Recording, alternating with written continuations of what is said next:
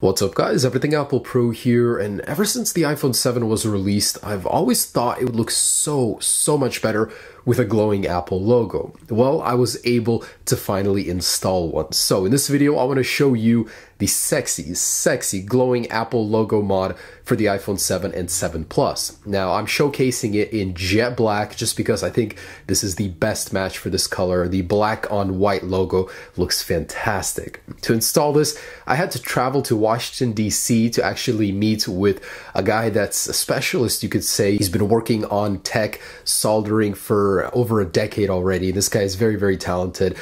So he was able to help me install it on my iPhone 7 Plus, and the result is just fantastic. I just can't believe how good it looks. It makes my MacBook logo pale in comparison. It's much brighter. In both daytime and nighttime, it is more distinguishable, which is just awesome. I think this is the sexiest mod you can possibly do right now for the iPhone 7 Plus. Are there downsides? Of course, and I'll get to those in a second, but just looking at it, man, it makes you forget about all the negatives about this mod. It's just fantastic. So it can be done on the 7, 7 Plus, the SE, the 6 Plus, 6S Plus, basically every iPhone model after the iPhone 6. So let's go ahead and show you how to install this. It's not easy. It's definitely doable. Will anyone here watching do it? Probably not. So come here just to enjoy the logo. It's worth it. Whether or not you should actually do this on your device, I'll get to in just a second. Oh my gosh, it is quite the process, I'm not gonna lie. It takes about 2 to 3 hours to install using the current method, but there will eventually be a kit that will be sold that'll allow you to install it by yourself. So yeah, let's go ahead and show you how to get this up and running on your device. And warning for the faint of heart, this actually does require taking apart the iPhone 7 Plus. So yeah, just a little warning for you. And guys, I just want to share, the reason I even made this video was because I wanted to show you it's possible to do. I know that most of you will not even be doing this. I just wanted to show you guys that you can do it and how cool it is if you do. So what you need is a 6S Plus clear logo. You can buy those online. And you need a broken used iPhone 6 or 6S LCD. And that's because we're actually going to be cutting up the LCD back TFT reflector as well as the LEDs. The LEDs are OEM and we're taking them straight from Apple LCD. So that means they're going to be very efficient. So first things first is you need a 7 Plus or iPhone 7. This could be done to either one, and go ahead and unbox it as step one. This is the jet black 7 Plus. I've actually never even seen one of these in person before, so it was quite beautiful. Anyways, you want to go ahead and loosen the two pentalobe screws on the bottom of the iPhone and go ahead and remove those. Next up, we're going to want to heat the outside of the iPhone, the bezels, in order to weaken the adhesive. And again, this is the same adhesive that's protecting against the water resistance, so make sure to buy a replacement. Then go ahead and go around the display, and you can save the existing adhesive if you're very careful. Specialists are, but you probably want to install a new one. Go ahead and open the display from left to right, as it doesn't open up anymore. Be very careful with that, or else you can tear the connectors. Go ahead and unscrew the metal plates that are holding down those connectors, and that way we can detach the display and have more room to work with. So once we get those out of the way, things are a little bit easier. So go ahead and remove the sticky adhesive that's holding the battery down. There are two tabs on the bottom of the battery. This is very difficult to do, but with the right amount of patience, you will get them out evenly. So it does help to actually heat up the back of the iPhone, the housing, a little bit as well, to go ahead and remove those. But not too difficult on a new iPhone. They're still pretty fresh. Go ahead and remove the battery, and now this is most of the hard work as far as disassembly goes. So you want to cover up the logic board and the top components with some heat shielding. And to remove the Apple logo with minimal damage to it, in case you ever want to replace it, apply some isopropyl rubbing alcohol to it, and then go ahead and heat around the edges. This way, it'll go ahead and weaken the glue holding it in place. And with a pry tool underneath, you can go ahead and gently go around it until you eventually remove it. So to do it carefully, it does take a little while. You want to do it properly with a good amount of heat. So I think a heat gun is absolutely necessary. So once you get that out, most of the difficult work is done. This is where the technical stuff as far as soldering and knowledge in electronics comes into play. Now you want to trim the Apple logo edges to allow LEDs to sit in between them.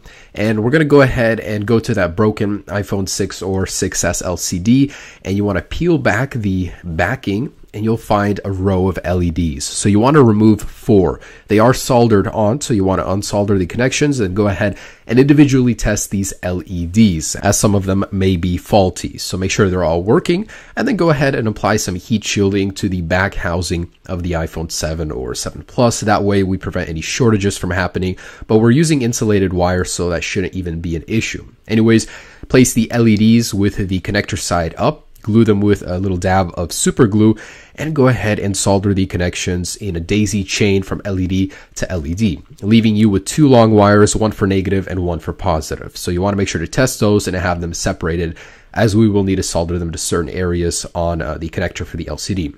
Go ahead and test them here through each daisy chained LED to make sure they are working.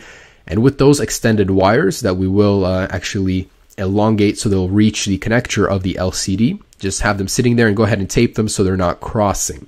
Anyways, peel back that little piece of tape on the LCD to reveal the connectors, and the negative connection you're gonna solder to the connection pin number 1. That's going from left to right. Left is number 1, right is number 7. On the 3rd pin, that's where you want to solder the positive connection. The 4th is also a positive, but it just has too much voltage. So pin number 3 is the correct one. Once again, the negative goes to pin 1, positive to pin 3. Also, from that broken LCD that we use the LEDs from, you want to cut up some of the backing and apply it to the back of the logo so it reflects the light. And I would recommend you go ahead and test the connection. So plug in the battery and the lower display cable and test if that logo is working properly. So before closing it up, you want to insulate the wires completely so they're not crossing, not touching the housing, and that can be done easily with insulation tape.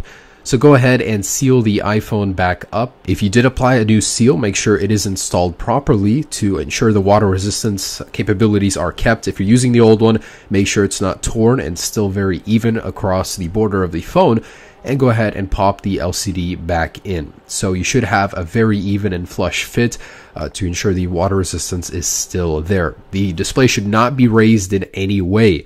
In the end, you should have a very, very beautiful looking product. It'll be a very even flush fit, and the logo should light up as is proper. So this matte black iPhone 7 Plus only has 2 LEDs, and on camera it's very difficult to see, but with the 4 LEDs it's much, much brighter.